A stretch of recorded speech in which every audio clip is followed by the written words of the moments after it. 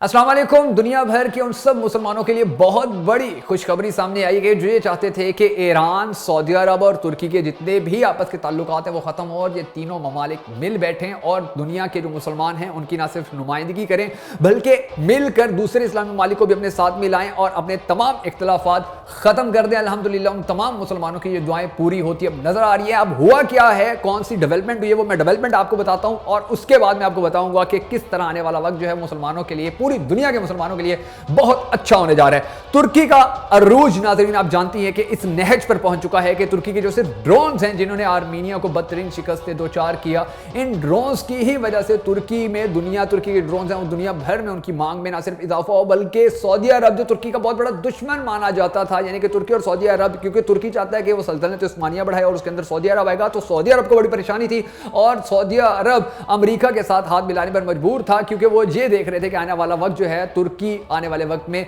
बहुत ज्यादा सऊदी अरब को खराब कर सकते हैं और उसके साथ तुर्की के जो ताल्लुकात ईरान के साथ बेहतर हैं, तो इसकी भी एक वजह थी कि जो सऊदी अरब था वो तुर्की से थोड़ा दूर था। मगर अल्हम्दुलिल्लाह अब ना सिर्फ तुर्की और सऊदी अरब इंतहाई करीब आ चुके हैं बल्कि सऊदी अरब ने तुर्की से उनके जो ड्रोन्स हैं वो भी मांगे हैं और सदर तैयब उर्दवान ने बाकायदा तौर पर मीडिया में आकर ये बात की है कि उन्होंने हमसे ड्रोन मांगे हैं, मगर उसके साथ साथ उन्होंने ये भी कहा है कि एक तरफ ये हमसे ड्रोन मांग रहे हैं और दूसरी तरफ ये हमारा जो दुश्मन मुल्क है ग्रीस, उसके साथ ये फौजी बशके कर रहे हैं, तो भले हम इनको ड्रोन कैसे दें। लेकिन जो बहुत बड़े बड़े यानी कि जो माहिरीन हैं उनका ये भी कहना है कि जो 2-3 ड्रोन्स हैं वो तुर्की ने बाकायदा तौर पर सऊदी अरब को दिए हैं कि आप ये चेक करें, आप देखेंगे ये कितने अच्छे ड्रोन्स हैं और उसके बाद अगर ये सिचुएशन ठीक होती है, अगर तुर्की के दिए हुए ड्रोन जो हैं वो सऊदी अरब में कामयाब हो जाते हैं और वो ड्रोन्स जो हैं वो यमन के लोगों के ऊपर इस्तेमाल किए जाते हैं, तो दूसरी तरफ जहां इनके ताल्लुकात बेहतर होंगे, दूसरी तरफ तुर्की और ईरान के ताल्लुकात खराब हो जाएंगे क्योंकि दुनिया यही कहती है कि जो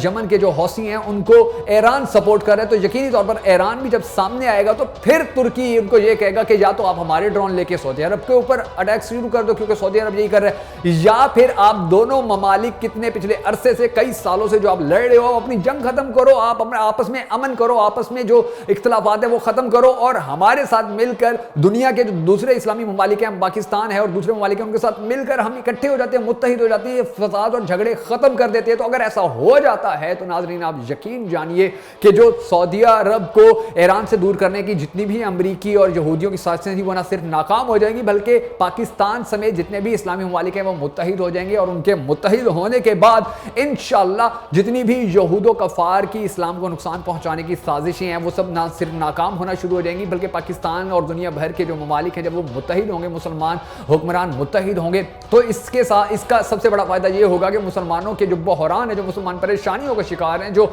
मुसलमान ममालिक जो आपस में लड़ झगड़े हैं उनका खात्मा हो जाएगा लड़ाई झगड़ों का, और उसके साथ साथ जो ममालिक जिन इस्लामी ममालिक को इमदाद की जरूरत है ये सब ममालिक मिलकर उनकी इमदाद भी क्या करेंगे और मुसलमानों की जो हालत ज़ार है वो आने वाले वक्त में बेहतर हो जाएगी। बहरहाल अभी तक तुर्की और सऊदी अरब के जो मामलात हैं वो सामने आए हैं और आने वाले वक्त के अंदर अगर ये मामलात इसी तरह चलते रहे तो इंशाल्लाह दुनिया देखेगी कि तुर्की, सऊदी अरब और ईरान इकट्ठे ना सिर्फ इकट्ठे हो जाएंगे बल्कि दीगर भी इस्लामी ममालिक को मिलाकर एक ऐसा ब्लॉक बनाएंगे कि जो यहूदो कफार की नींदें इंशाअल्लाह हराम कर देगी।